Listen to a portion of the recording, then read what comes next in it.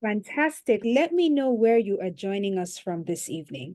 So just pop it for me in the comment section. Tell me where you are joining us from this evening. Good evening, ladies. Such a joy to have. I just saw my own sister in the house. I have so many sisters, so I'm not going to do this thing that I do. That's going to put me in trouble. But good evening and a very happy Easter to everyone. I hope you've had a beautiful long weekend. Thank you so much, Amarachi, for the lovely compliment. Welcome, welcome, my ladies from Lagos, Nigeria.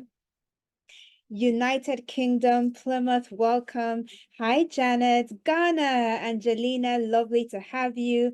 I have people from Lagos, Ghana, I've seen Plymouth in the United Kingdom, Ogun State, Ibadan. Fantastic. Lagos again. Thank you so much, Ifoma, for the compliment. Yay. We have people from all over now. If you know someone that's meant to be in this masterclass with us this evening, just take a moment and share, just send a message to them and say, we're live and we're going on all cylinders. From Ogbomoso, welcome. Ontario, welcome, Ayomi. Such a joy to have you, Ogun State. I love it. Love it. And it's always so beautiful to see how all of us together are coming, together just from different parts of the world. It's always so lovely to see. We're going to dive right into today's conversation because we have a lot I want us to get through and we have very little time. I also want to be able to have conversations with you and take feedback and questions that you may have, and I will be able to answer on the call. Yay! Welcome, Chidima from New York. Welcome, Vera from Oxford. Marvi from Lagos. It is a joy to have you all. So a warm, warm welcome. Now, over the next 2-3 minutes, if you can pop for me in the comment section why you decided to join tonight's masterclass, that would be amazing.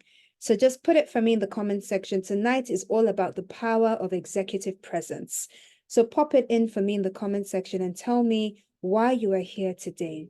What was it that made you say, I want to sign up to this masterclass? And beyond signing up, what was it that made you say, I'm going to show up tonight? I've blocked out 90 minutes and I'm going to show up tonight for this masterclass. Let me know what your expectations are so that I can make sure that I'm serving you in the best way possible tonight. So let me know, let me know, let me know. What was it that made you sign up for this masterclass? And what was it that made you show up? What do you hope to get out of tonight's masterclass? What will make you say, this was the best, this was the best time, this was the best way I could spend my time. This was the best way to spend this 90 minutes we're going to spend together. I don't know why I keep on saying 30 minutes. So let me know, put your expectations for me in the comment section so that I know how best to serve you this evening. And then while we're also doing that, let me know if you are a career professional, if you are a business, an entrepreneur, or somebody who is in business, if you're a full-time stay-at-home mom, if you are a woman in ministry, let me know what demographics you fall into. So again, I can tailor my conversation to you. I'm waiting for your responses. Yay! Ifoma, I am so proud of you. Ifoma says it's past 2 a.m. and she stayed awake because she wants to embody the power of executive presence. My goodness. Mary says it's because she wants to show up better as herself and for herself. She's hoping to learn how to handle herself more confidently and powerfully without sacrificing her femininity. Tolu is a career professional who has a business. Kemi is a career professional preparing for higher responsibilities, and this is an important part of her preparation. Fantastic. Mojisola says she wants to learn the secrets of differentiation and what can differentiate her from the rest. What are the things that can get her noticed easily in the room? She's a career professional as well. Angelina is a medical student, and this is important for her preparation. Victoria is in a phase of her life where she'll be attending strategic business meetings, and learning executive presence is vital for her. Benita is a young career professional, and she's certain this masterclass will make her learn how to be a confident woman in her industry and take up space to make impact. Bam, bam, bam. I love it. Keep it coming. Keep it coming. I'll take a couple more before we dive into tonight. Marvi says she's a career professional who works in a male-dominated industry, and she wants to learn how to be both confident and feminine. Fantastic. Marvi, your story is my story, so I get you. All right, awesome. Boluwati first says she's an entrepreneur and a woman in business who wants to scale her business in this season. So this is the best place to learn how to show up at her best when she eventually does. She's a woman in ministry. All right, fantastic. Welcome, welcome everybody. And thank you again for sharing with me why you're here and where you are. Now, I will share a little bit about myself with you, and we will just flow on that and go on into today's conversation, right? So this is going to be an interactive session. Initially, I was going to share slides. I wanted to be like, you know what, let me share slides so we can be in a real class. But I also want to really speak to you from my heart today. So while we're going to be going through all the conversations that we're having, and I'm going to be sharing a lot of nuggets and a lot of steps to follow, I'm also going to be doing it from a way of sharing stories, because I feel stories are very powerful ways of landing messages. Okay, so I'm going to be asking questions, and I expect to see your responses in the comment section. I want to see your hands up. I want to see, when we get to question and answer, you can actually unmute so I can hear your voice. But that's how today is going to go. So if you're ready, let me know. Tell me, Lady Bodam, I'm ready. Lady Bodam, I'm ready. Let me know in the comment section. Lady Bodam, I'm ready. Let's go.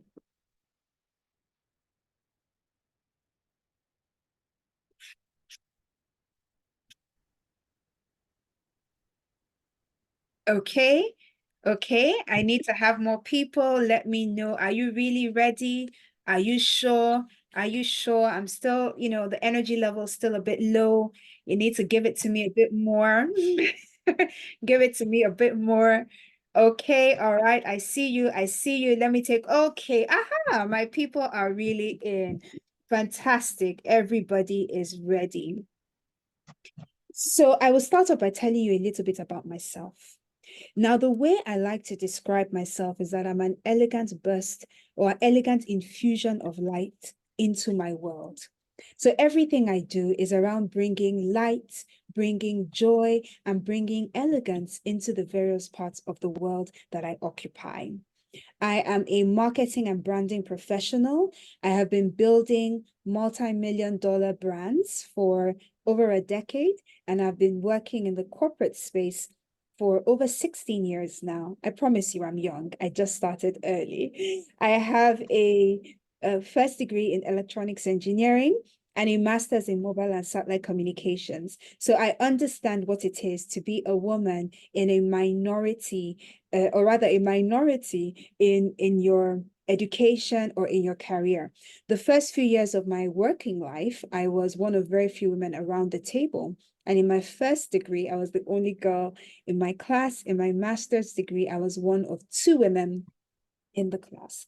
And I very quickly learned that beyond competence, beyond understanding the rudiments of your role and what it is you're actually meant to do, there was a secret sauce that people were not really speaking about.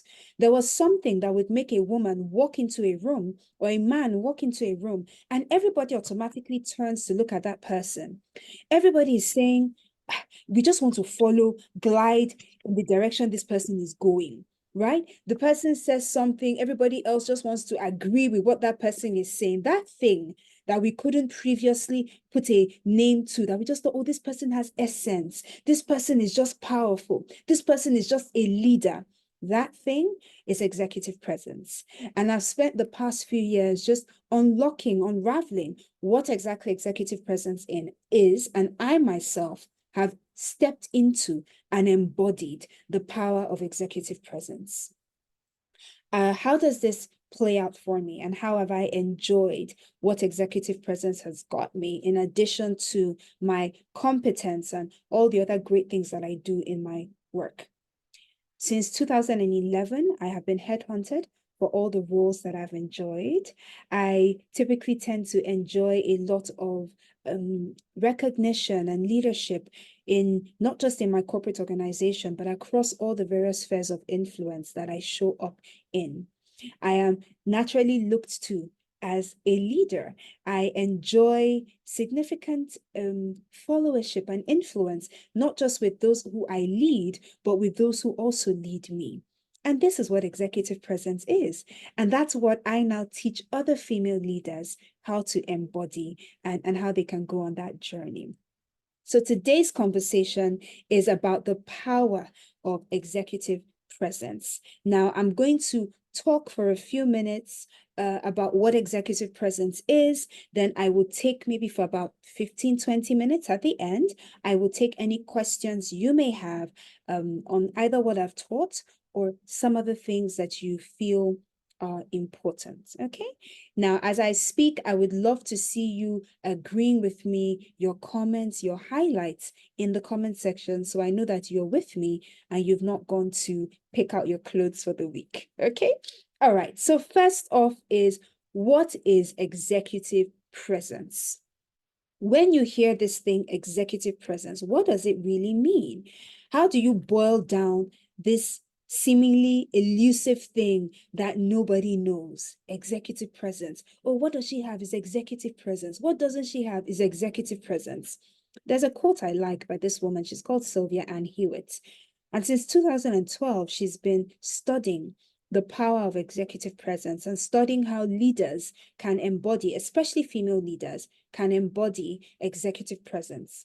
She released the first book around about 2012 or 13 on executive presence and some of the pillars to pick on it. And then after COVID, in 2022 or so, she did more research and she released an upgraded version of the book. And I've read a bit of it, and it's really powerful. And I've taken some things from there and also from my own study, which is what I'm going to share with you today. Now, when you think about a leader, what's the first thing that will come into your mind? You wanted someone who was charismatic, somebody who had a bold personality, who would walk into the room and everybody's head would turn to look at the person, someone who was forceful, who had presence that would mark the room and everybody's like, ooh, why the presence of this person. But there became a marked turn or a slight difference that came in after the COVID-19 pandemic. Other things became more important to leaders, to organizations, and to executives when they were thinking about the next crop of leaders. What were some of the things that were highlighted? People wanted leaders who could connect with them. People wanted leaders who could be steadfast in crisis.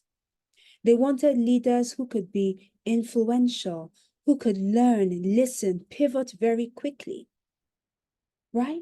People wanted leaders who could be steady in the face of economic disruptions. Hello, we're right in the middle of an economic disruption. We've been in there for a while, and it's going to take us a while to come out of it. So people wanted all these leaders, or these traits in leaders.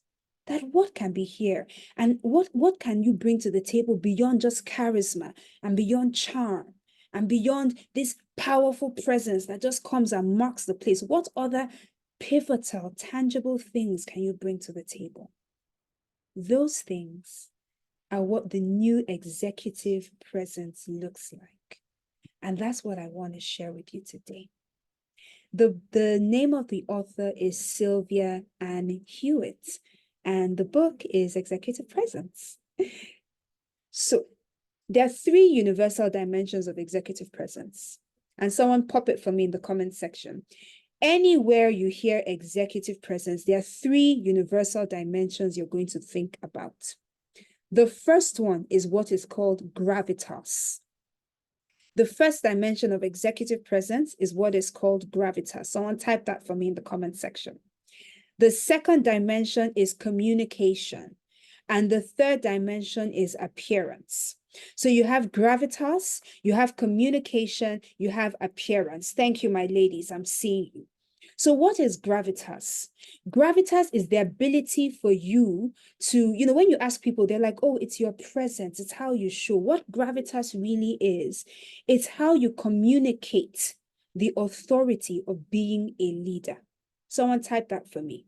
It's how you communicate the authority of being a leader. That's what gravitas is. And how do you communicate the authority of being a leader? Because people are like, Lady Bodam, this thing is just so high sounding sometimes. We don't get it. What does it mean to communicate the authority of being a leader? I will tell you three things. First off is your ability to command a room. Early on in my career, I had a marketing director. I won't say her name, but I was just speaking about her a lot earlier on today when I was spending time with my sister. And I was saying that this woman would walk into a room and you would immediately want to be on her side. You want to hear what she has to say. You'd want to look at her and be like, which way is she leaning? You'd want to please her. You'd want to go the extra mile for her, do extra work just to make her happy. She had the ability to rally a troop. I would have put my life on the line, and I'm not exaggerating, for this leader. There was just something about her when she comes up. That something about her is what's called gravitas. Is the ability, and I'm going to break it down, stay with me, is the ability to command a room. And how do you, thank you, Ifoma, the ability to rally a troop? Because you cannot be a leader if you do not have the ability to rally a troop. And when you think of these three things I've said, gravitas, communication, and appearance, the one that carries the most weight is actually gravitas.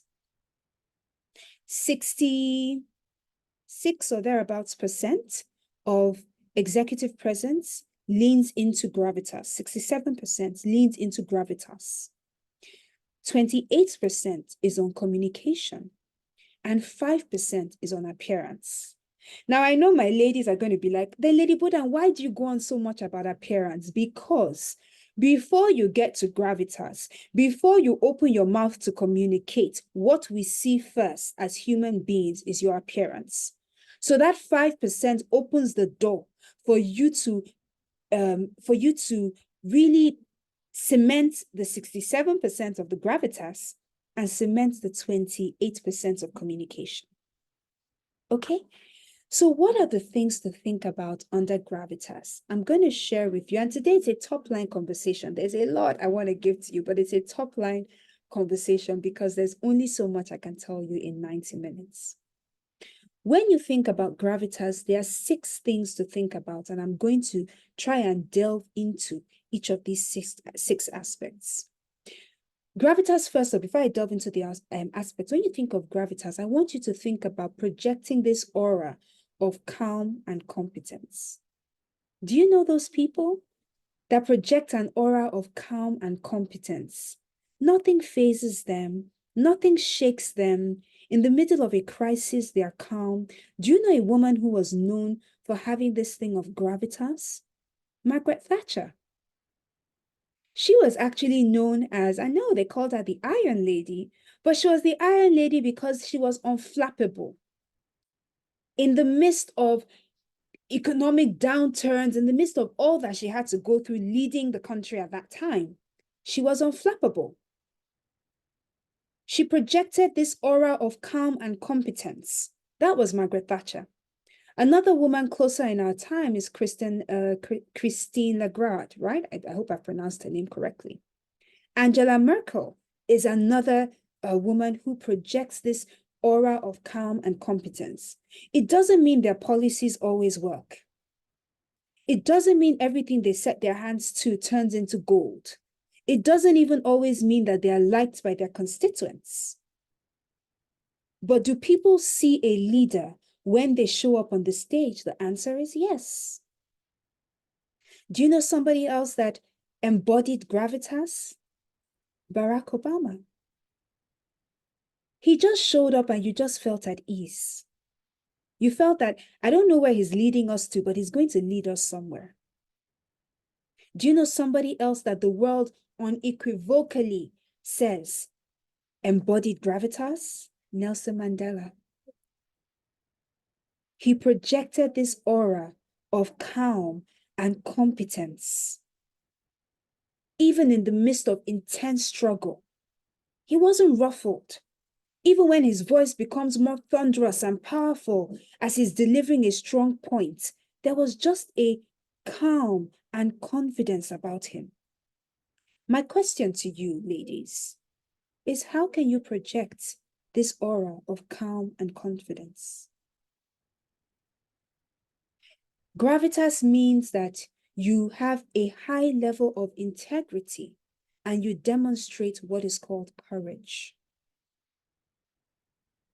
High level of integrity and you demonstrate courage. You cannot be a leader that has gravitas and your integrity is being called into question. No, ma'am. You have to have a higher level of integrity. Demonstrate true courage in being able to speak the truth in power and all of that. And I'll delve deeper into that. And the third thing is demonstrating courage and emotional intelligence. This is all part of gravitas. So this elusive thing that we call gravitas, that we call presence, I'm helping you to demystify what it actually is, so that when you see it, you can say, ah, this is gravitas. Are you ladies still with me? Let me know in the comment section if you're still with me. Okay. Hey, thank you, Candy. I love that equation. High level of integrity, true courage, emotional intelligence equals gravitas. Fantastic. Okay, awesome. Gravitatiously with me. Fantastic, Victoria. Okay, let's go. So what are some of the top traits to think of when we think of gravitas? And somebody is going to pop it for me in the comment section. Number one is confidence. Confidence. And do you see a lot of these things are not fake it till you make it. You can't put on gravitas. You can't put on executive presence and just pretend that, let me just pretend so that they won't really know. We will know. Because a lot of the things have to do with your inner work. What is confidence? Confidence means that you believe and you know irrevocably that you are eminently qualified to do the job that you are doing. Did you hear me? Should I say that again? Confidence means that you believe in your heart and you know without a shadow of doubt that you are eminently qualified to do the role for which you are doing. You are eminently qualified to lead the people. You are eminently qualified to be in that position. You are eminently qualified to drive that vision.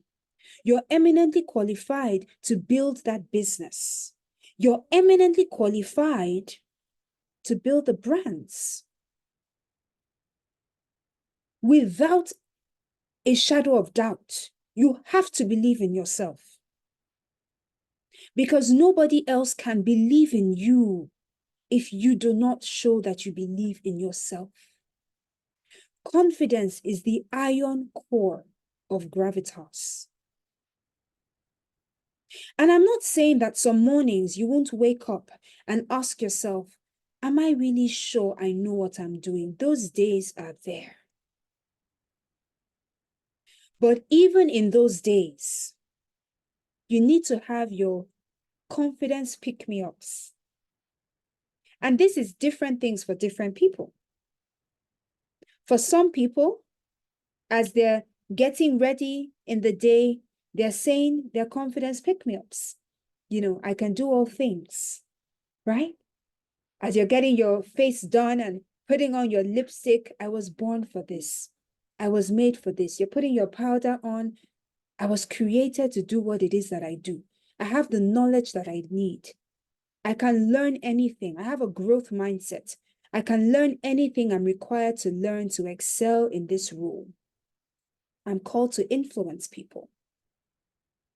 What's in your confidence arsenal? Because those days will come where you will question, do I know what I'm doing? Those days will come when you make a mistake that seems so big that you're like, am I meant for this? You are meant for this. So you have to believe it here in the depths of your heart that I am created to do what it is I'm doing today.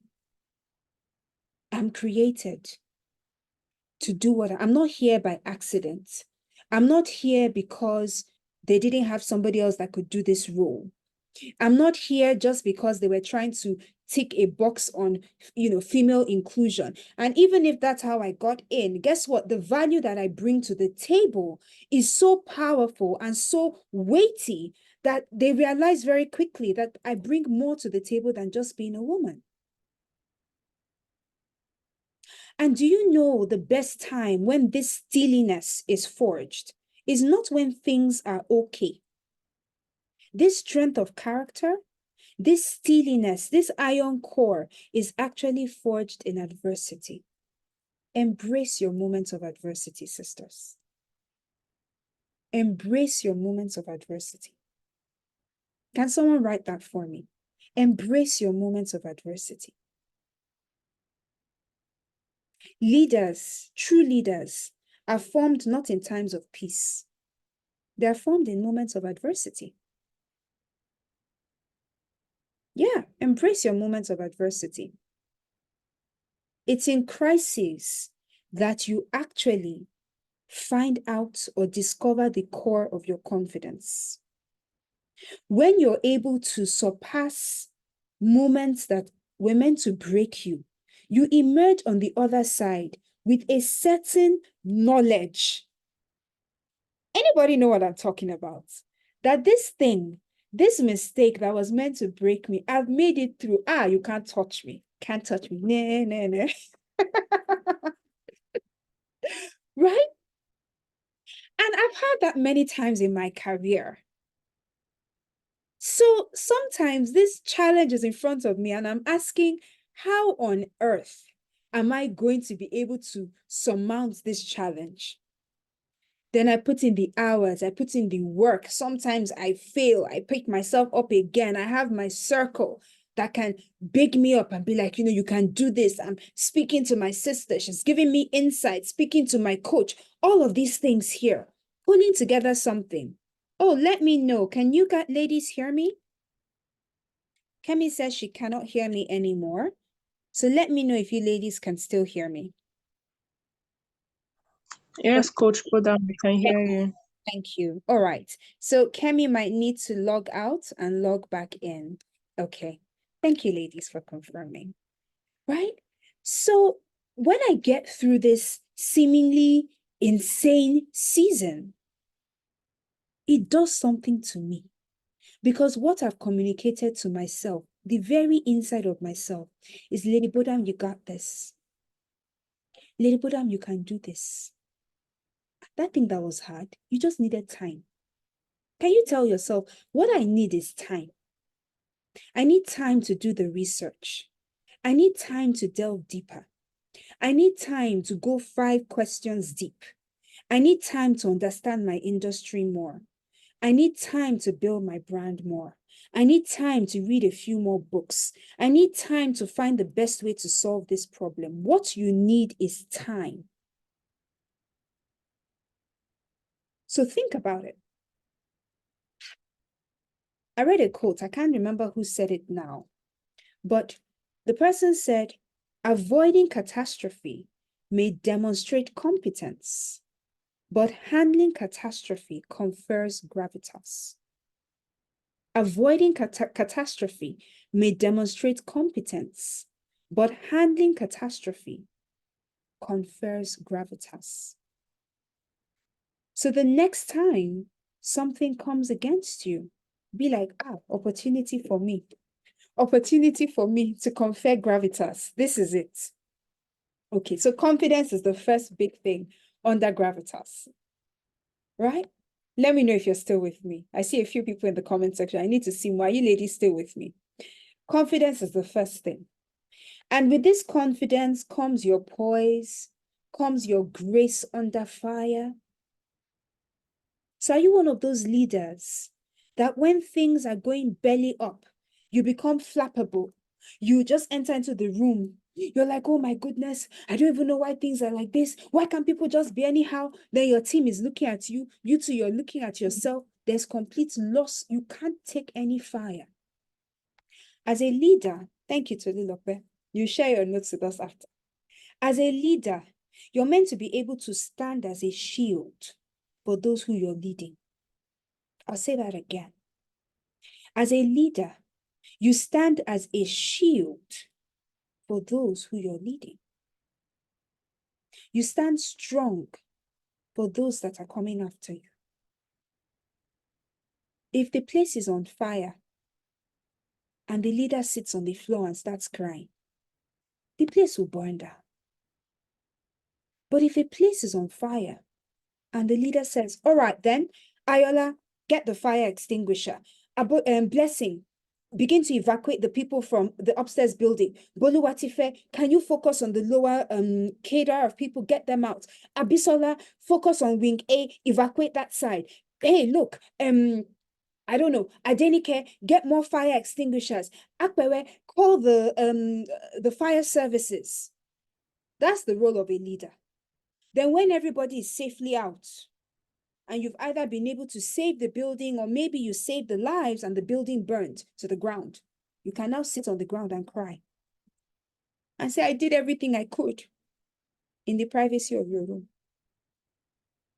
So confidence, poise, and grace under fire, that's the first element of gravitas.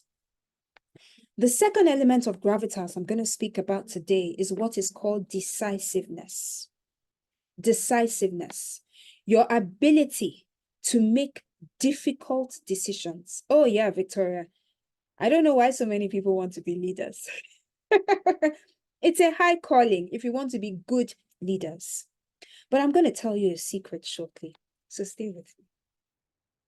Decisiveness, your ability to make difficult decisions. Your ability to display confidence and courage.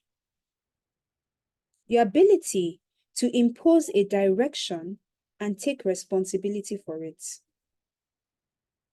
Have you seen leaders sometimes that would say, you know, things like, maybe when things happen and you enter into a place and you expect your leader to stand for you. And leader is like, I don't even understand this, my team. And you're like, Ma, we ran this thing by you before we did it. Anybody ever had a leader like that? The minute a decision seems to be going wrong, Udema, you cannot get the replay. You cannot get the replay. I'm sorry. If for my peace, you get me.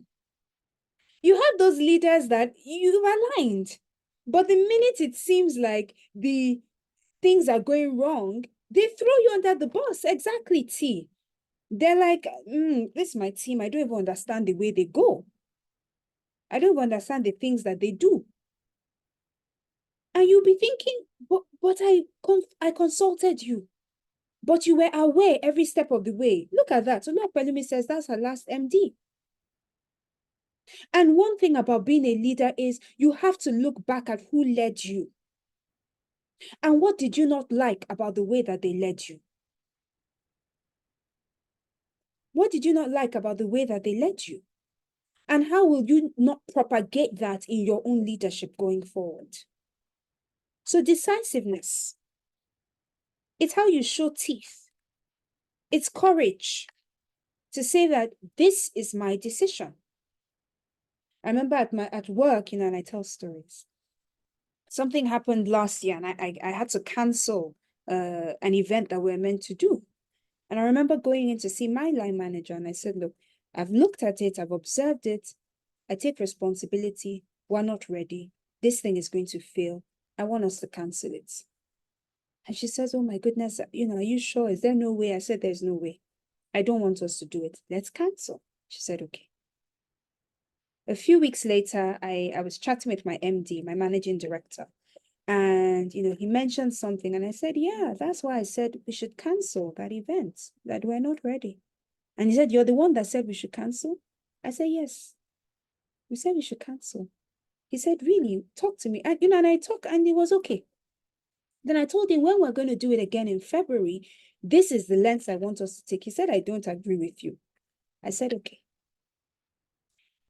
Now that I don't agree with you, where he said that I don't agree with you, I don't agree with this direction, was in a public meeting with other senior leaders. So I said, okay, let me think about it again, and I would come back on a point. I met him in the corridor, and I said, now that I have you, let me just take a few minutes of your time. He said, what? I said, this. He said, Bodam, I don't agree with this decision you're making. I said, let me talk you through what I'm thinking. It was a 10-minute conversation on the corridor. I got my way and I got my sign off. My team were like, he signed off. I said, yes, he signed off. But that is decisiveness. Decisiveness is you being able to say, this is the agreed way we've said we're going to go. Good or bad, it doesn't matter. You are the leader, so you take either the accolades or you take the bashing, right? You need to show teeth. As they would say, have a spine. Is that the saying? Have a spine. Build a spine, whatever it is. Have some spine. Have some backbone. I think that's actually it. Have some backbone. I don't know why this phrase has left me now. And be able to make hard decisions. Have some backbone. Now, the third thing, I need to go really quickly now because I don't know where all the time has gone and we've just been chatting for a few minutes. The third thing is integrity. What are the first two elements of gravitas that I've said? What are the first two elements of gravitas? Let me know. Let me make sure you're still with me. And I'm a teacher. So I teach, then I ask questions. Teach, ask questions. Confidence, okay. Confidence and this, hey, DSK. Mwah, sending you a big kiss. Confidence and decisiveness, fantastic. Okay. So the third one is integrity. Integrity. I spoke to this one earlier on. I said you cannot be a person of integrity. Rather, you cannot be a leader who wants to embody gravitas and you are not a person of integrity. Do you know what integrity means? Integrity means that you honor the words that you speak. That's number one. That means when you make a commitment that I will get this done by so, so, so, and so, integrity means that you will actually get that thing done by so, so, so, and so day. Thank you, Kehinde. That's what integrity means. You honor your word. You honor your commitments. Integrity means you don't misuse that which is given to you. You don't misuse access. You don't misuse money. You don't misuse time. Right? Integrity means that you show up when you're meant to show up, in the way you're meant to show up. Right? That's what integrity is. Yeah, Karen, it covers everything. Bertha, I'm sorry. I'll try to shoot rubber bullets. Let it not be, fatal bullets. So this is what integrity is. Integrity means when you say, I will get this report done by at 3 p.m. on the 2nd of April. That means at 3 p.m. on the 2nd of April, that report is going to be done. Okay, that report is going to be done. It means that when you think about, okay, when you know it's not going to be done by the 2nd of April at 3 p.m., you will not wait until 2:58 p.m. to now send a note that, sorry, I know the deadline is in 2 minutes, but I can no longer get, no. No. Integrity means people can rely on you. It's annoying. Coach E, how you doing? Your team members. So we know these pain points. We know them. Integrity is important. And it's not just integrity with, when you give me money, I come back and I return change. That's a big aspect. But it's bigger than that when we talk about gravitas. It's about how you handle your entire life. Right? It's how you handle your entire life. So that's integrity. Integrity is also about you being able to speak the truth to those in power. My corporate professionals, where are you? Raise your hands. Integrity is about being able to speak the truth to those in power.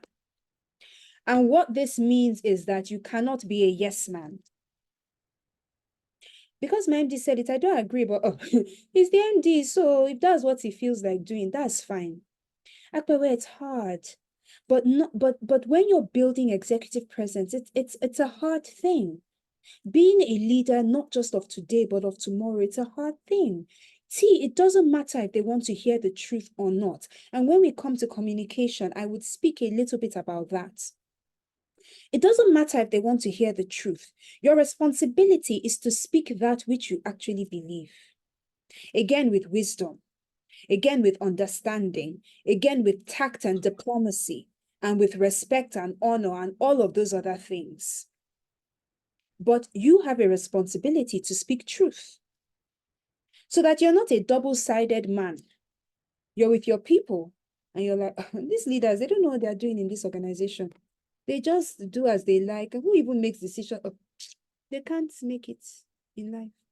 Then you enter the meeting with your leaders and you're like, yeah, that might work. Okay. Are you for or are you against? What do you believe? What are you standing for? On the inside of you, you can't be double-minded. It will come across. So what are you standing for? That's integrity. You have to pull up your big girl pants or big boy pants and learn how to speak the truth to those in power. And again, remember, it might not be speaking it in power, because some people will now take it and now say, Lady Bodam says, speak the truth to those in power. And then you will come and now in the middle of the meeting, you now challenge your country manager and say that this is wrong. No. Remember, I gave an example just now. I said I was in a meeting. My MD did not agree with a direction that I'd said. And I said, okay, I will take it back. I will think about it.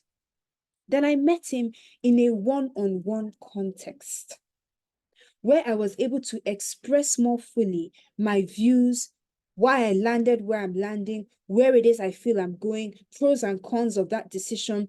And he agreed with me and gave me go ahead. So my thing to you is, where are you speaking your truth? How are you speaking your truth? Body language is very important. Body language is round about what? Is it 97% of communication or 87% of communication? So sometimes we think, I'm just saying the truth, but your body language is actually disrespectful. The way you've set your eyes, the slant of your mouth. And my sister is very good at calling me out when I do this. Because sometimes she says something, she'll be like, why are you keeping your face like that? And I'm like, how is my face? I'm like, how is my face? She'll be like that. I'm like, my face is not anyhow. But I don't agree with what's being said. And it's written on my face. So at Dekemi, I would say, look at the landscape. And we would talk about that when we talk about the next one. To look at the landscape before you speak. And the fourth layer on here, I'm going to move very quickly now. The fourth layer is emotional quotient, emotional intelligence. Emotional intelligence strongly backed by empathy, right? Emotional intelligence strongly backed by empathy. What's happening here? Okay. And this one is a big deal. Why is empathy important?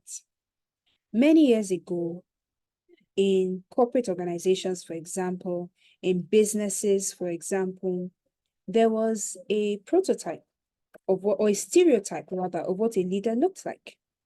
He was typically male, when you talk of a leader that had gravitas, he was male, probably between 30 and 45, maybe 50 if you're pushing it, good looking, tall, deep baritone, smelled good, and could communicate. He had this charm and charisma about him.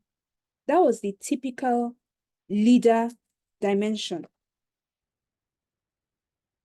Are we together? Are you agreeing with me? Think back 10 years, 15 years ago, when you think about when you want to describe an ultimate leader, that was it. He was always male first. They'll put leader, they'll not say he did. They'll be like, oh no, it's a she. Oh, that's interesting. But it was first male. There was a male dimension to leadership. Now, as we've come into the post-pandemic world, and this is what's beautiful, we've come into the, after the Great Recession, which was still ongoing and still navigating, we've come to a place where a lot of organizations and a lot of businesses see that other things are important. The first big thing is diversity. We no longer want cookie cutter images of the same person in the same positions. Because a lot of businesses, a lot of companies are thinking global. So you have headquarters in San Francisco, and then you have satellite offices all across the world. My office is headquartered in France, and we have offices literally across the world, on all the continents across the world. We have offices there. So globalization is a big thing. You cannot show me a 30 to 45-year-old French white male as the stereotype for what a leader in an organization looks like. You would lose 60% of your workforce. So organizations are realizing that things that matter now are this thing of globalization and diversity. And because of that, empathy is important.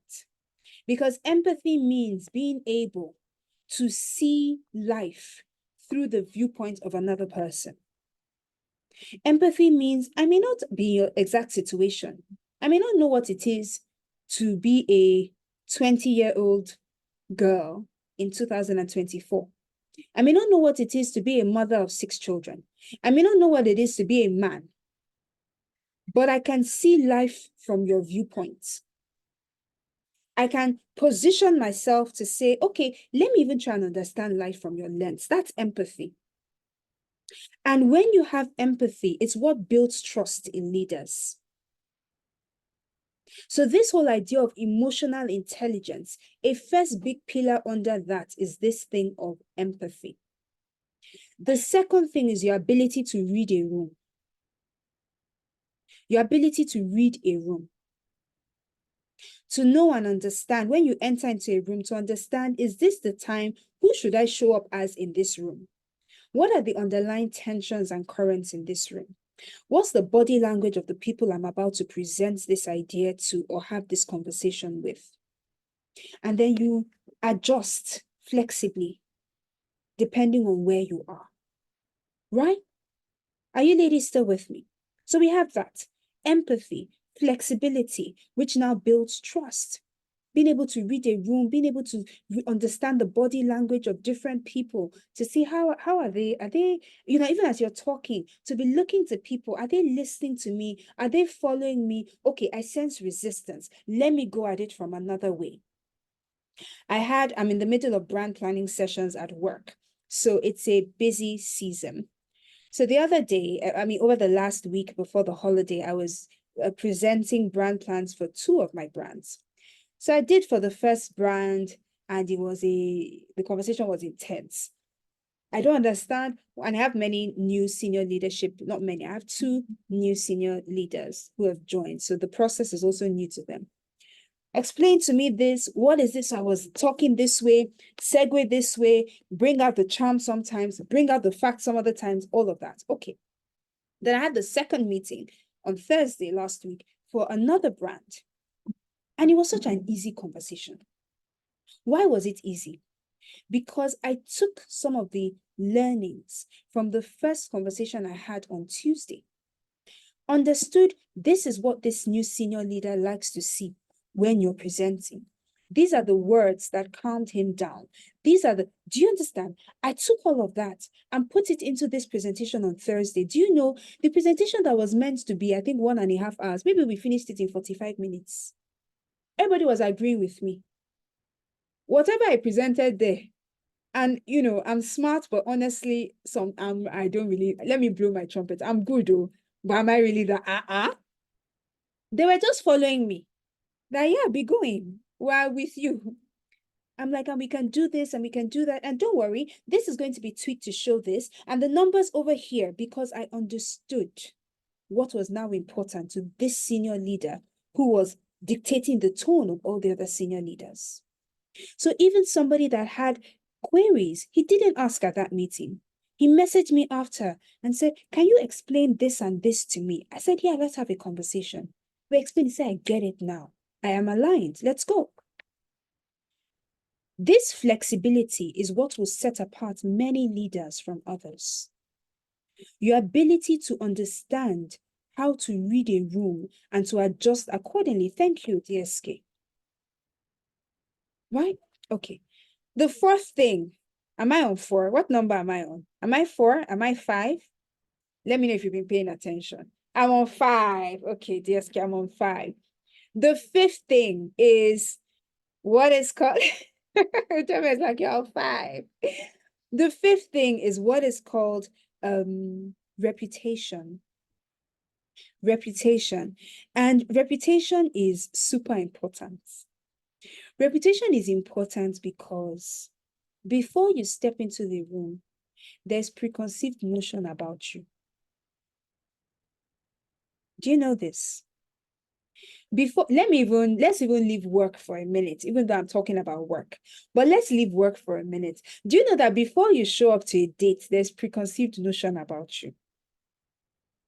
Before you show up for lunch with this new friend that you just met, there's actually a preconceived notion about you. So how are you navigating your reputation? Today, we are so lucky because now more than ever before, female leaders have the power to be able to build their brands in this space online. And I teach this and I'll speak about it very briefly towards the end well, many of the things I'm going to speak about, but in the power of executive presence and program, right? It's so important. How are you building your reputation? If I check you out online, what's going to come through strongly? And when I ask people, they're like, oh, but I have Instagram presence. Okay. If I look at your Instagram page, can I get a sense of who you are as a person? If Instagram is the only place you're playing at, if you're a female leader, at a minimum, you should be playing on LinkedIn. And I need this advice because some days I'm good, many times I'm bad. But we learn and we evolve every day. Where are you publishing articles outside of? What third-party platforms are you publishing articles on? Where are you giving interviews to? And you're like, Lady Bodam, I don't know that much, but you know more than the other person. If you ask me something now about, let's say, programming, the last time I did programming was my first year in university. That was let me not say, because I'm young. But you will know more than I know in programming, even if this is your first year of working in the corporate space. So there are many other people like me who don't know about this world of programming. Or you tell me, you know what, I'm an accountant. I have no clue about accounting. And you say, oh, but I'm just in my second year, post-graduation. I don't know that much, but you know more than people like me who majored in engineering, and now we've entered the world of brand building. Can you share the knowledge that you have? The fastest way to build your reputation is by sharing what you know with a wide audience of people. By the way, if you haven't followed me on social media, please do so. On Instagram, I'm at Bodam Taiwo and at The Refined Lady. So you can follow me on both those platforms. On LinkedIn, I'm Bodam Taiwo. On YouTube, I'm Bodam Taiwo. On Facebook, I'm Lady Bodam.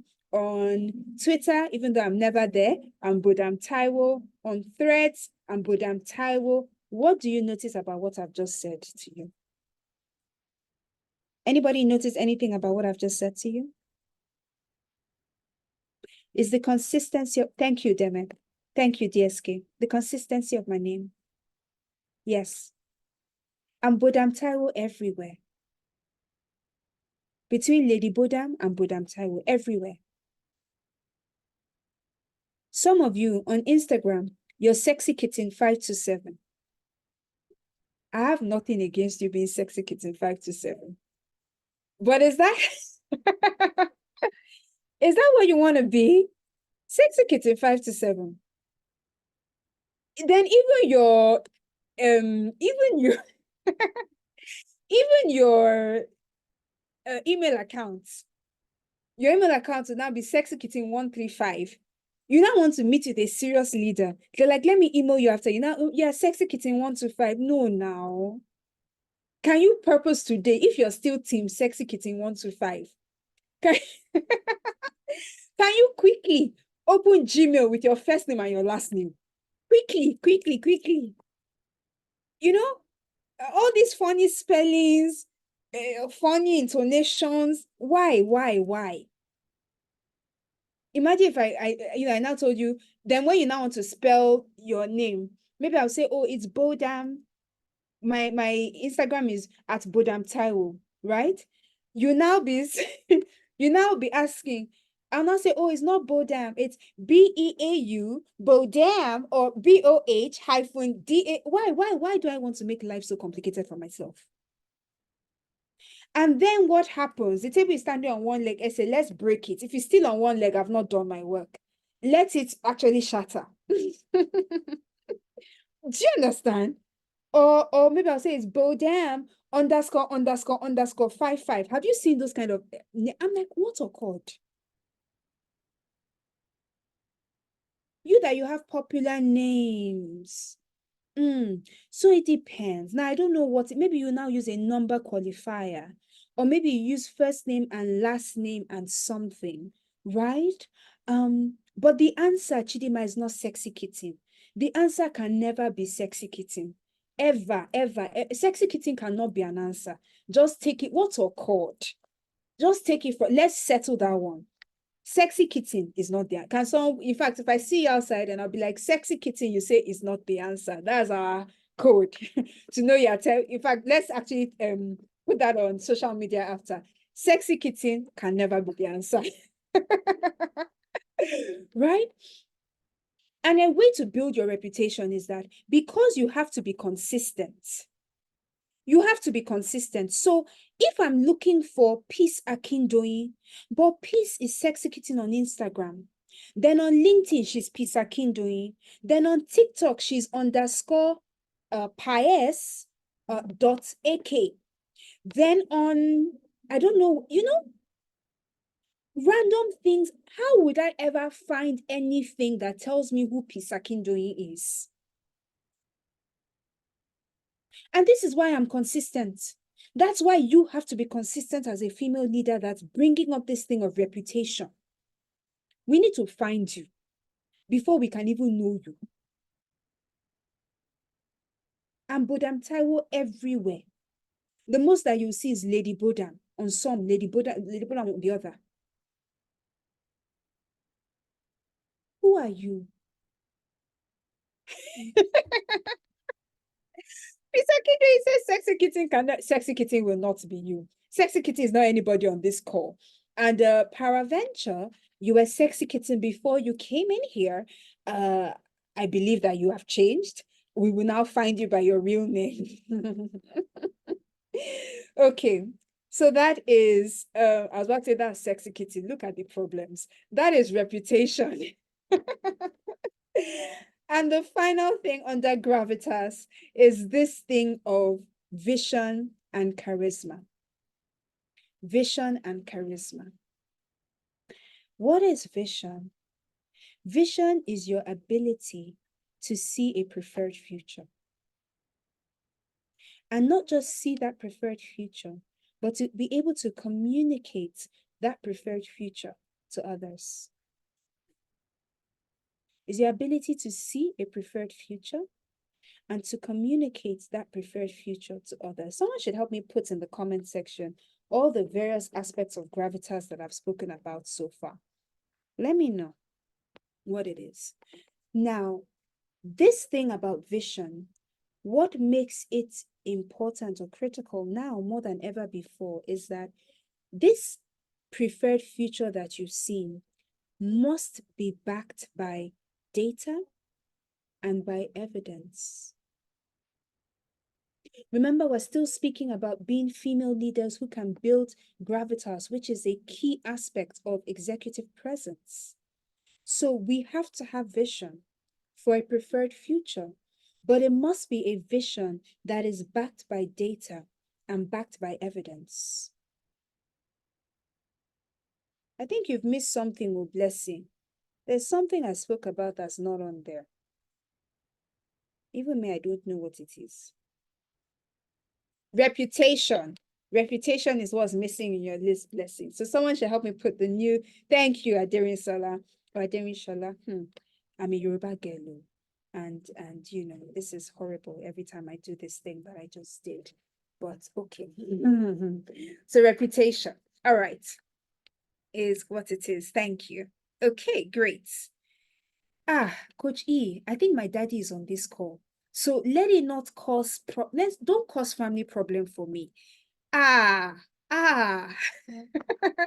So in terms of my heritage, I like to say I'm fully Nigerian, right? So my dad is Yoruba, so I'm Yoruba. I'm from Osun State.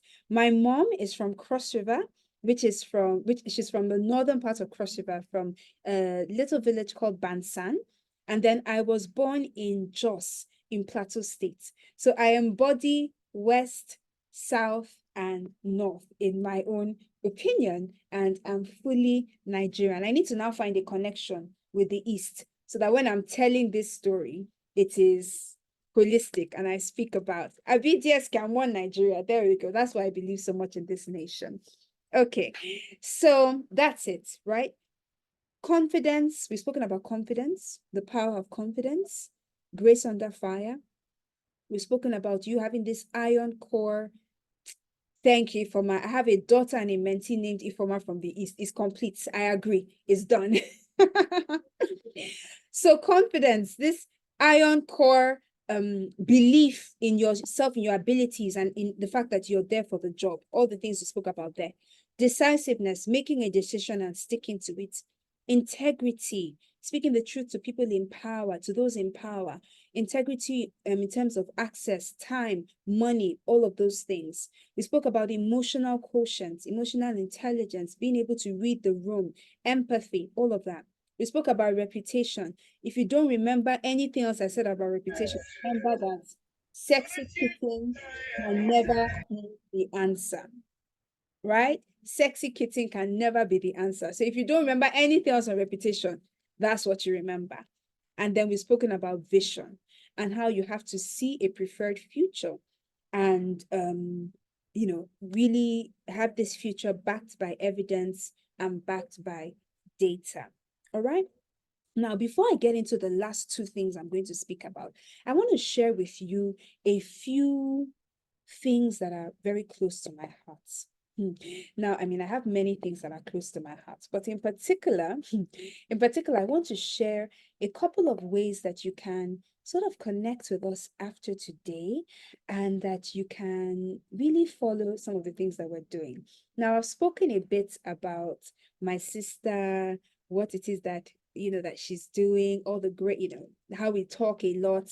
And my sister, and now people have told me I need to qualify it. So my biological sister, because I have many sisters, but my biological sister is my best friend. I have just one biological sister, and she is also been in the corporate space for many years. I'm sure she's been working for 18 years or maybe close to, if I'm working for 16, I'm sure she's working for like 18 or 20 years, right? And if you want to read a bit more about our friendship, I did a whole series leading up to her birthday on Instagram, at Bodam Taiwo on Instagram. So go on there and just read a few of the stories of what we used to get up to when we were younger. But she has this passion and this vision Remember, I spoke about vision. She has this vision for about creating a community for working mothers, right? A community to help mothers, to equip, elevate, and empower working mothers. And what I want to share with you, and what I'm really excited about, is this um, webinar that's coming up on the 13th of April 2024. I don't know if you can see my screen, but I am speaking at this webinar. Barang will be speaking also. Sarah Amana, who's the founder of Rich Auntie Foundation, will be speaking, and it's all about the network effect. So if you are a mom currently, if you're a working mom, if you're a future working mom, if you know somebody who knows somebody, go to Vision Uplift on Instagram, click the link in the bio, and come and join me on there. I'm really excited about this conversation, just around networks and all the way you can build your networks, enhance your networks, unlock your network. Is going to be something really, really, really powerful.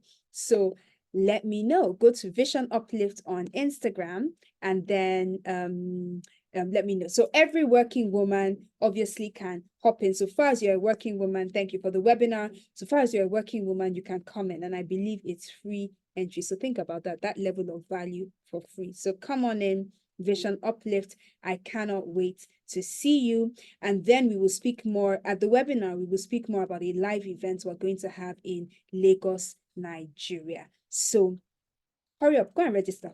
No, don't register now. Save it, Vision Uplift on Instagram, and then go and register. Follow the page and register immediately after. And then you can come to my page and tell me, Lady Bodam, I'm done.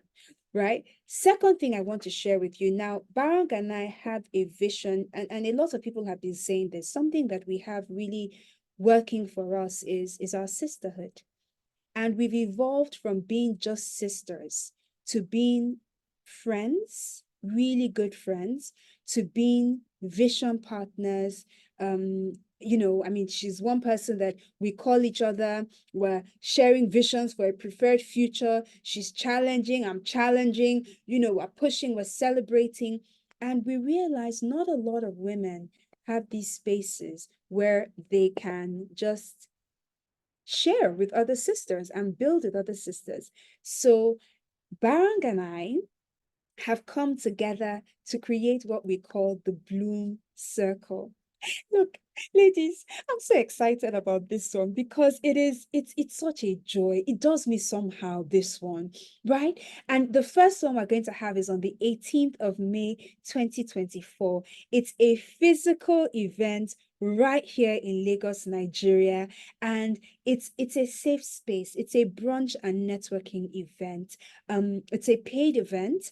We're going to share all the details. You can actually scan, or I'm going to send, don't worry, in the post event email, you're going to get all the details through.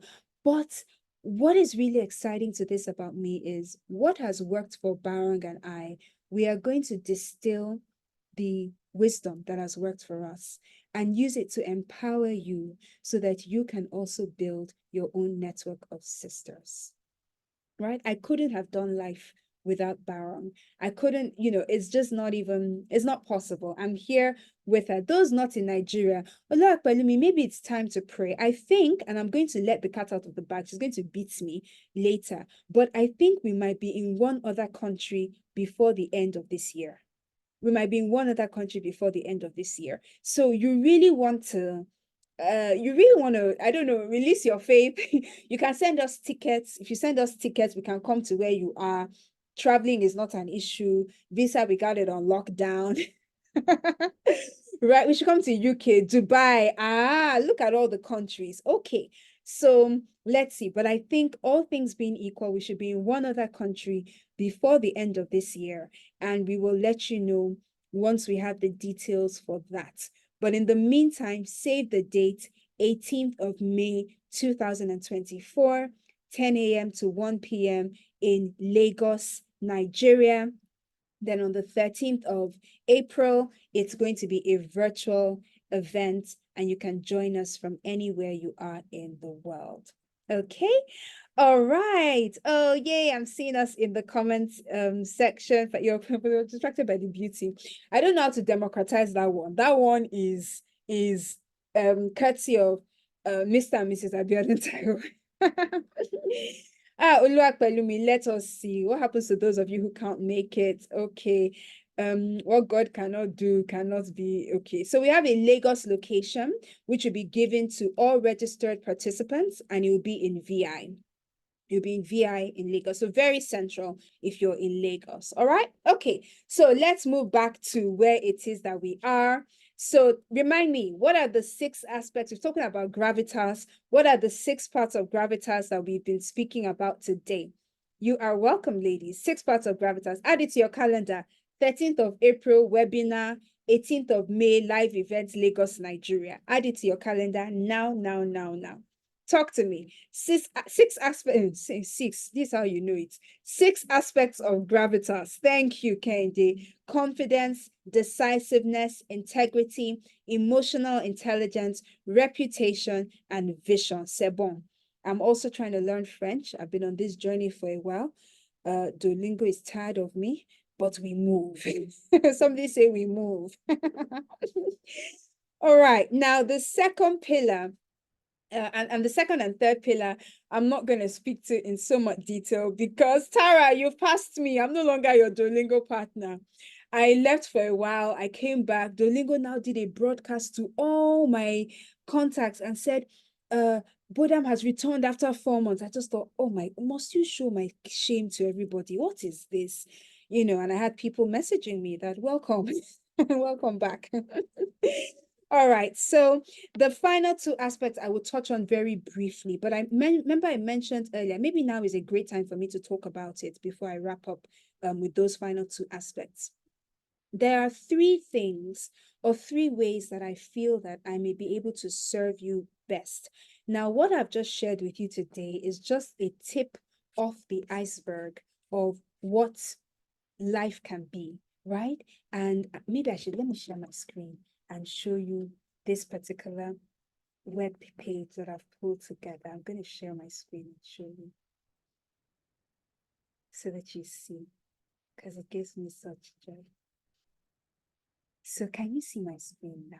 Okay. So this thing that I'm going to share with you, I'm going to send you the link after so you can take your time and look at it. But for me, this is a dream come true. It's what I call the Elegance Collection. And in the Elegance Collection, it's just an elegant space where your ambition meets grace.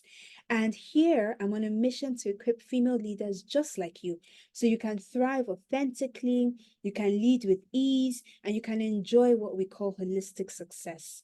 There's a framework I've been working on for a while. I believe I'm now ready for it to go public, and it's based on the diamond refinement process. So I call it the refined framework or the refinement framework. And when you go through this web page, it just shows you all the different things. But what I want to share with you today is 3 ways that you can work with me. So there's what I call the Elegance Collective. And the Elegance Collective is a 12-week coaching program that is tailored to your needs. It's about your mindset, your leadership style, enhancing your feminine strengths, and really creating and cultivating a holistic approach to success. It's a very small class, maximum of 10 ladies, because you will be walking on a one-on-one journey with me over 12 weeks so that you can lead with grace, authenticity, and a touch of elegance, right? So these are some of the things that you get. And if you click the button, it just takes you to how to enroll. And then the other 2 things that I would share are the Elegance Capsule, which is a 12-day coaching experience. So there's a 12-week long coaching experience, but I recognize not everybody can get into that class. And it's very small, very tailored and targeted. And the Elegance Capsule is this 12-day coaching experience that allows you to elevate your presence and propel your success to new heights. So think of the Elegance Collective distilled into a 12-day experience where we highlight based on your most urgent needs of transformation. So the elegance capsule will start off with a personalized assessment. So we really determine the area of your life that you most need to fix, and then we'll work on that journey together. And then we have the Power of Executive Presence Masterclass. And as I said, everything we've spoken about today is just a tip of the iceberg, but there will be 6 core modules, including cultivating gravitas, mastering your communication, and harnessing your professional appearance. We'll have the group check-in sessions and all of that. And these are just going on, and you have all the various things to enroll there. So I will put all the details of this in the comment section for you, but I cannot wait for you to, just look through it, read through it. You can always send me an email if you have questions, and I'll be very happy to, just to talk through with it with you and all of that. So I've put it in the comment section. I believe it should be in the comment section, and then you would also have it will also come in the post-event email. Now, final 2 things I would say, and then I want to take your questions. So get your questions ready, and in the last 10 minutes, we'll take your questions. Communication skills and your appearance. Now, for communication, I want you to think of 2 things or 3 things. I actually have about 8 things, but I cannot go through all of them today. So the first is superior speaking skills. Do you have an above average command of the English language? Are you still with me, ladies? Let me know if you're still with me. Let me make sure that you ladies are still with me. Aha, okay, fantastic. Okay. Do you have awesome? Do you have an above average command of the English language? And don't tell me, Lady Bodam, English is not my first language. Lady Bodam, I grew up speaking Hausa and I learned English when I was in grade 3. Lady Bodam, I did. No. Do you have, if you work in English, if you lead a team in English, and if you are intending on working across the globe, do you have an above average communication, an above average grasp of the English language? Do you use pedestrian phrases? Example, I am very tired, as opposed to I'm exhausted or I'm fatigued. Do you see how that just changes the game a little bit? Right? Or, oh, she's very, I'm even trying to think, the phrases are not even, because it's not really how I speak. So I'm even struggling to come up with those kind of excuses, those kind of examples. And how do you upgrade and upskill your speaking ability? It's by reading widely. Now, when we were younger, one of the gifts that my parents gave to us, my sister, all our siblings actually, is an ability. I'm sorry, Karen, I'm sorry. It's an ability to read. We grew up reading. Would read Nancy Drew, would read The Adventures of Tintin, would read Famous Five, would read Mallory Tars. We just read. As we grew older, we'd exchange books with people from school. Then I entered into the Mills and Boons era. I got out of it eventually, right? But we read voraciously. We're voracious readers. At a point, our bedtime stories was actually was Shakespeare. So we had this volume. I don't even know where that book is now. We had this huge volume of Shakespeare written in the original, like the original English. And that was what we'd read every night before we go to bed. What are you reading? Is the height of your reading the things you scroll on Instagram or the 160 characters on Twitter? I will look at that Ifoma for you. Right? What is it? Why are you struggling? So how are you putting yourself under tension to upgrade your speaking skills? Who are you listening to? What do you listen? What plays in the background when you're getting ready in the morning? What do you listen to in transit to and from work? Some of us, all we listen to is, all these people that crack jokes in funny grammar, and they use past tense as present tense. Then when you stand in front of an audience to speak, what automatically comes out is the past tense that you were listening to as a joke on your way into the office. Selam. Oh, they just speak bad English, but it's not really how I. It's just for fun and games, though. Then you get to the presentation, then you'll be trying to look for the English language, and then you begin to stammer. Because what I'm actually trying to say, what's that word? What's that word? The word just left me now. Oh. That word. Elegant. No, you shouldn't be looking for that word all the time. Have you noticed those people that when they come to speak, it's like tedious? You don't want to hear them for too long because you're thinking, my goodness, you're draining me. Do you drain people when you speak?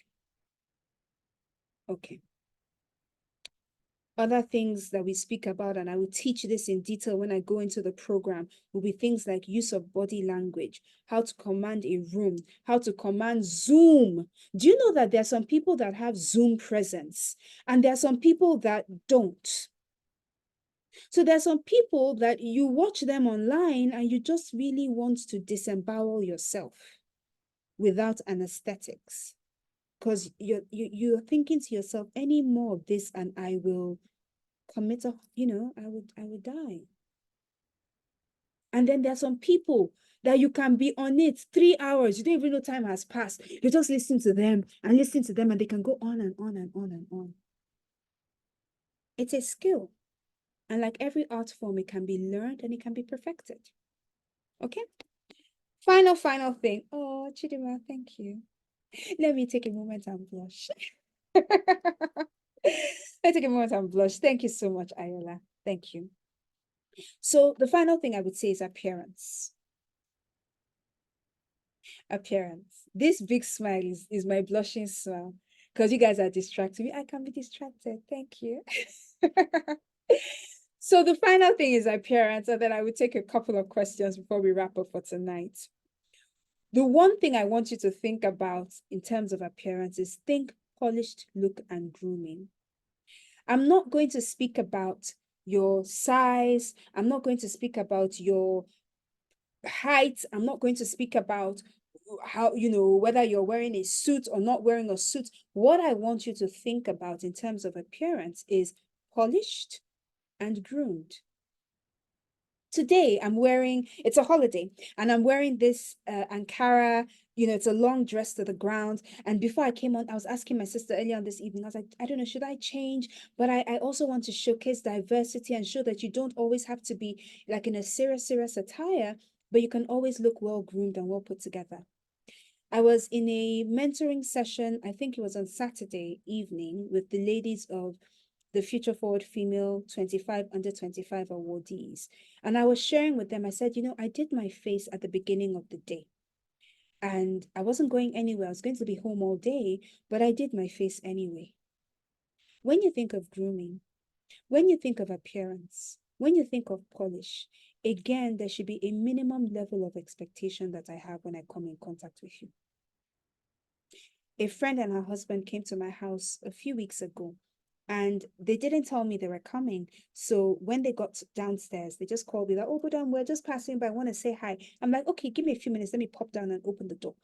So I popped down and opened the door and her husband was like, where are you coming from? I said, nowhere. I've been at home all day. He said, are you going anywhere? I said, nowhere. He said, is this how you stay at home? I said, most times, yes. And I'm not saying I don't have off days. There are days where, quite frankly, all I do is lie in bed, I'm watching NCIS, and I'm like, I don't want to do anything else. It's okay. But that is not the minimum level of expectation that even I have of myself. I spent the night at my sister's because I was babysitting last night.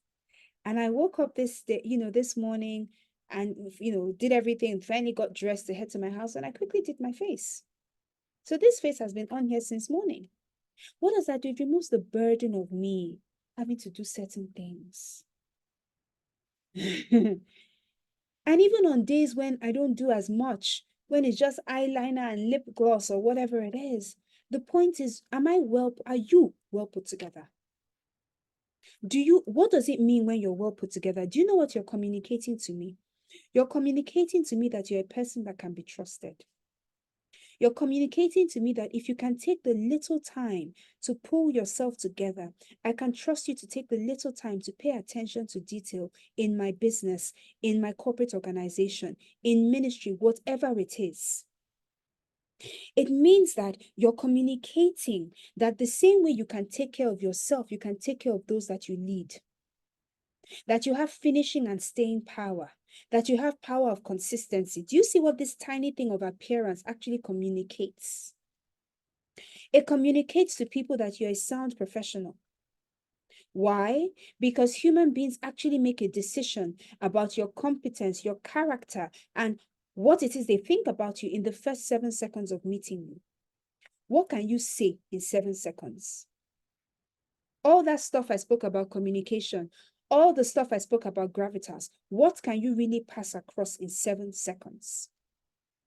But in 7 seconds, I can gauge if your outfit has been ironed or not, if your colors are complementary, if you spent a bit of time making sure that you put lotion on your elbows and they are not ashy, making sure your manicure is well done, that your hair does not have, I don't know, team wig people. Do I want to get into this today? That when you remove the wig, underneath is distressing. Or you shake someone, your hand is so dry, like a piece of toast, so dry. Then when they finish shaking you, you almost want to rub lotion because you're like, ah, why a dry face? Why so dry? And I'm trying not to shatter the tables. I'm trying to be so good. Eh? You people, trying. So this is it about appearance. This is it about appearance. What are you telling me when I meet you for the first time? Chidima, there should not even be raw wood. Let's set it ablaze. Some of us, we wear outfits that are ill-fitting because they told you that when you do 7-day raw challenge, you will drop a dress size. So you now bought the outfit for when you have dropped the dress size in advance. Then you are now wearing the outfit for when the 7-day raw food challenge will work. Alas, by day 3, you are eating bread and beans. Then you are now wearing the dress that is for when it will work. Then the everything now wants to burst open.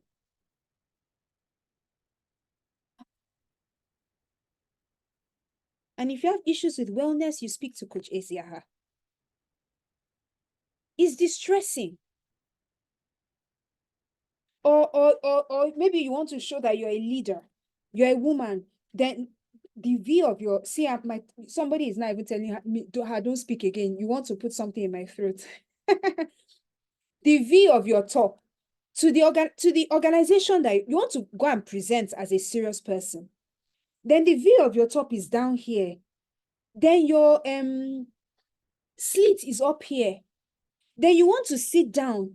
You'll now be pulling material that does not exist. I'll say one final thing. I don't know who told us, ladies, that in our journey towards empowerment and liberation, what that means is that we show more and more of what we should keep private. I don't know who sold us this lie, that a way to show that we are now we're no longer under bondage of patriarchy, or we've entered into this realm of feminism, or we're now empowered, liberated women who can do everything and we're independent, means that there's now no mystery, no decency, no modesty that exists any longer. Then we wonder about the levels of depravement in our society. We wonder when men are no longer gentlemen, and we say they should know better. Should we not know better? Don't let me enter get ready with me. Why are we getting ready with me? Me that I still want to go to the United Nations. I want to create policy that will affect the vast majority of women on the continent of Africa and in the world. I'll now invite you to come and get ready with me. I'll now wear my underwear. I'll now come and stand. I'll now position the camera. I'll now be wearing top. What is it every trend you must follow?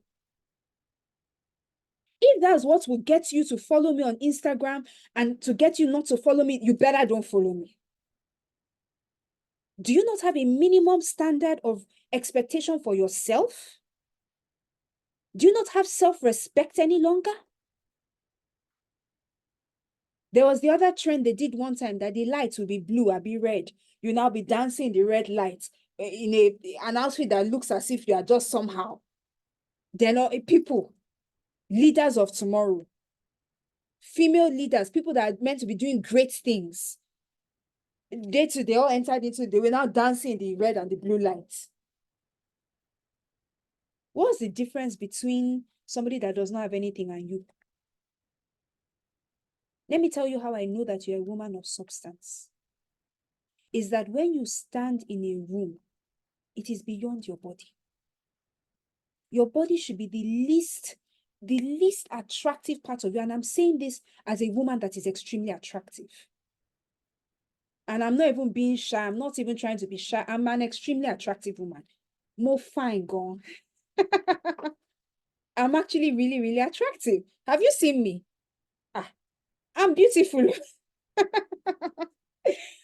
But my point is, when I show up, my beauty is the least of what you take away. You can't be in my presence and the only thing you go away saying is, she's a fine woman. Oh no, that's it? That's all? You spent 1.5 hours with me and the only thing you got from me is she's a fine woman? It is a disgrace. My beauty cannot be a distraction. Thank you, DSK. It cannot be a distraction. I enter a room, I give a presentation for 2 hours. Do you know who you speak to? Do you know who you are sent to?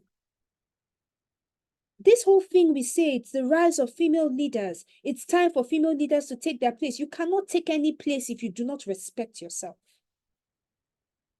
And that means changing the game. It means you tell your tailor, this thing you have sewn for me, you take the material, you keep the money for sewing, I will not wear it. A certain tailor, a designer of mine, she knows. She said, I know you now. You will come, you say, you know, your neck should be like this, your hand should be like this. I said, yes. It's how I am. But then my DDK is my sister. We have the same tribe. My very own sister, she is. Right? So, who are you? And how are you reflecting who you are in how you choose to dress every day? In how you choose to, in this polish, in this grooming every day? Why do you choose to dress the way that you do? Why is your skirt the length that it is? Why are you wearing that top? Team crop top, hello. I'm not talking anymore about dressing. You get it? You get it. All right. I'm not talking anymore about dressing. We have it. We have it. Okay. Ladies, it has been a joy. Hit me. What questions do we have? What questions do we have? Let me know. Let me know. Oh my gosh, this has been such a joy. This has been such a joy. I should pop in a word again about bad breath. Okay. So you need to give me a bit more. What do you mean I should chip in a word about bad breath? Are you talking about me? Are you talking about if you're struggling with bad breath, how can you navigate it? Let me know what you mean by that. You are welcome. You are welcome, ladies. Let me know. I have time. I think we can take one or two. Ladies with bad breath. Okay, fantastic. So if there are ladies with bad breath, I think a few things to think about is what's the cause of the bad breath, right? Now, for some people, bad breath is actually caused by dental issues that have not yet been fixed. So if you have cavities, it will give you bad breath, for example.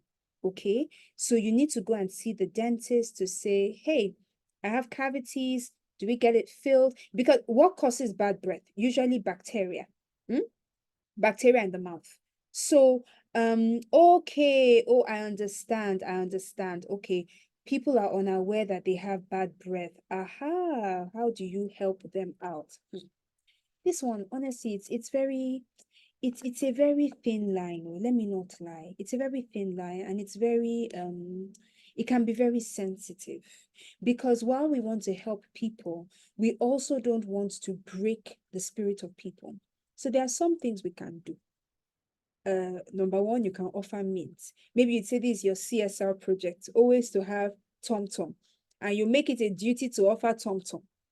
And person's like, I don't want Tom Tom. Like, no, I think you should have the Tom Tom. You just have it, right? Is one way of doing. So offer mint to refresh. Please not gum. Please don't chew gum if you can help it. Especially not now. Let me tell you something about this chewing of gum. I'm going to come back to the breath in a second. I used to be team chew gum all the time. I would chew gum so much that gosh, I loved chewing gum. And then one day I woke up. Maybe I think now it's been almost 3 years since, and I remember I had a conversation with myself, and I said to myself that, have I ever seen someone like the Queen of England chewing gum? Imagine seeing, I mean, she's late now, so rest in peace. But imagine seeing some people say, oh, me, I can't, let me explain to you. Imagine seeing the Queen of England. She's at, my mom is on this call. So both my ladies, can you celebrate my parents? I have my mom and my dad on this call. So please just join me in celebrating my parents. I spoke about them earlier on, and our childhood, our upbringing. I had my sister on earlier as well. So yeah. But I woke up and said, look, women that are serious don't chew gum. Imagine I'm on a world stage and I don't. There may be those men that used to now pop it. Those ones. So I gave myself brain and I threw away the gum. So I've heard all the things about digestion, exercising of the mouth muscles. My sister, I've been talking for 1.5 hours. Do you mean my mouth muscles have not been suitably exercised in this time I've been talking? I'm sure it has. And even if you must chew gum, maybe you choose where to chew it. So maybe chew in private for a few minutes and then spit it out. Don't chew in meetings. Don't chew when you're giving presentations. Don't chew when you're speaking to people. So you're chewing, you now be talking. We're now seeing the masticated. No, no, no, please. It's not too okay. All right. So you can offer mint to this person that's having bad breath. If you have the ability or the opportunity to speak to someone they listen to, you can bring it up. For example, there was someone who attended a meeting with her, and that particular day she had really bad body odor.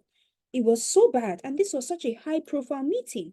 So I reached out to someone who I know is a mentor of hers. And I said, look, this is what I observed from some of the conversations I heard in the room. This is a standard thing about this girl. You need to speak to her. And she did. Again, so I reached out to somebody I knew could speak to that person about it. So that's how, but it's very sensitive, I know. And if you can, ask the person that I want to have a conversation with you about something that's a bit sensitive, but I want you to know it's from a good heart. It's because I want your progress. Sometimes I observe your breath isn't as fresh, maybe after lunch, or if you've not eaten for a while, or if you've been fasting, whatever it is, have that conversation and receive the feedback. We all grow by that. Okay. How do I handle communication with team members, especially when they're inexperienced and I'm trying to make them shape up to standards / organization culture of excellence? Tolope, thank you for that question.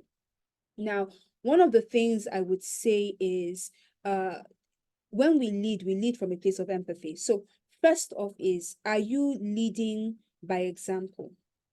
Are you leading by example in the sense of, are you telling people to do things that you're not doing? Right? Are you leading by example? The second thing I would say is, have this embedded into regular team meetings that you have. So if it is organizational culture, maybe you start each meeting with a point on something of organization. Maybe another thing to look at is, speaking to them as a group does it have as much impact as maybe one-on-one conversations you want to have with certain team members? I will give an example. I lead a team currently of about maybe 8 people or thereabouts. I can't remember off the top of my head. And I've been observing a few things about the dynamics of my team and where it is they've come from and where we're going to. So I was having a conversation with with a member of my team, maybe about 2 weeks ago. And it was a one-on-one conversation, and we spoke really deep about many things: excellence, organizational culture, the future, integrity. A lot of the conversations I've had on this call today, we actually had that conversation. And I recognized that I wouldn't have been able to effectively land the way I landed with her if I had been speaking with my entire team at once. So what I would say is gauge it. Do you have these conversations as a group? Excuse me, or do you have these conversations one-on-one? Sometimes one-on-one works better. Secondly or third thing is correct almost immediately. So don't let people think they've done great work and then harbor resentment inside. You will now pack it. Then when they now do one thing, you now pour out the resentment of like 6 months. No. If someone is doing something that's not okay, make out time almost immediately in a prayer, and usually be correct individually as opposed to correcting bulk. So you give correction one-on-one as much as possible. Okay, so I don't know if that helps. Let me know. But those are the 3 things I'll say. 1, you model by example. Second is have those individual conversations with them. Third, embed those learning moments into the regular team meetings that you have. Okay, all right, fantastic. Oh, thank you guys. I'm just seeing all your greetings to my parents. Thank you. Let me see if we have any more questions. I thought I saw something somewhere. Just scrolling through the comments. I think I will take 1 or 2 more. Coach E, thank you. Chew your fruits too over smoothies, exercising your mouth muscles. Thank you. Aha. Okay.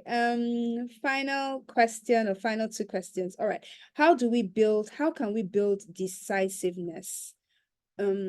Okay, how can we build decisiveness? What I would say is practice makes perfect. So start from small things. Don't wait for a big decision to come that millions of dollars are involved before you now say that's when you want to be decisive. No, ma, it won't work that way. So start from small things. Small things can be, I'm going to wake up at 5 a.m. in the morning. Small. Are you going to wake up at 5 a.m. in the morning? Or when 5 a.m. comes, will you snooze the alarm 4 times before you get out of bed? I promise I'm not throwing shit at anybody. I promise. That's decisiveness. Do you know? Or you say something like, I'm going to do my face before I leave home, and I won't do it in the car. You know, some of us, we are used to doing our face in transit to the office. Or some of us, we get to the office, we have greeted everybody. We now sit at our desk, bring out powder, and begin to rub. Those people are not here. Do we still do that? No, we don't. We don't. Let me not even ask the question. We don't do it again. That's decisiveness. Or you say to yourself that I'm going to, every week, I'm going to send out a project tracker that encapsulates all the projects we're doing in the organization. Week 1, you will do it. Week 2, you will not. Week 3, you will not. Week 4, you will do it. How are you building decisiveness? Or you say to your team that anybody that does not get this thing done by this time, you won't have access to ABCD. Then they will now come and beg you. They won't do it by that time. They'll now come and beg you. You will now say, okay, Sha, since they begged, that you are not building decisiveness. My mom is on this because I say something a lot to her. I say, I don't reward bad behavior. I don't like rewarding bad behavior. That's how you build decisiveness. It's in small things. You do something, there's instant reward or instant otherwise, right? So don't wait for the big days or the big moments. Those little things is what you need to, how you need to practice decisiveness. Let me know if that helps. Do we have any other questions, my ladies? Any other questions? Let me see if I can take Maybe one more question, one more question, one more question, one more question. Oh my goodness, this has been such a beautiful time we've spent. Such a beautiful time, and I'm so glad. You are welcome. You are more than welcome. You are more than welcome. I have had a really lovely time with all of you as well. I'm gonna send out a oh Deme, you're making me so pleased. She said she wanted to spend just a few minutes, but she got glued. That's the best feedback. So thank you. You're so why am I so fine, Tara? You can toast me, I can take it. Thank you for your time. Thank you for spending, an hour and 48 minutes with me. We're meant to do an hour and a half. We've done an hour, 48 minutes. Thank you so much for spending this time with me. Thank you for, just being present. Thank you for communicating. DSK, I love you. So proud of you. Thank you so much for being here. I'm glad this was an amazing time. I will send out all the details of everything I spoke about after this webinar, and I hope I see you in one of these various expressions over the next few days. Until then, until next time. Oh, and if you can, pop on social media and tell me what you love the most about tonight's session. All right. I honor you. I'm thankful for you. I'm grateful that you're here with me and that you spent this time with me. Have a beautiful evening and a wonderful week ahead. Good night now. Oh, Victoria, your hand is up. Talk to me before you go. Okay, I think that was a mistake. Hi, Coach Bod. I'm sorry, I left a question in the chat box. Please, Oh, could you you did? check? Yes, Okay. Let me look for it. Could you repost it, please? I cannot see it. Okay, are there other books I can recommend? I will see if I can send you something when I'm sending the email out after. Okay. All right. Okay, ladies, have a beautiful evening. And another book actually, to answer you, Victoria, if I can be disciplined enough to write it, I should have a book for you in maybe 2 months or so. So let's release our, all our collective faith for that one. A book is coming soon. All right, ladies, have a beautiful evening and I'll speak to you soon. Bye.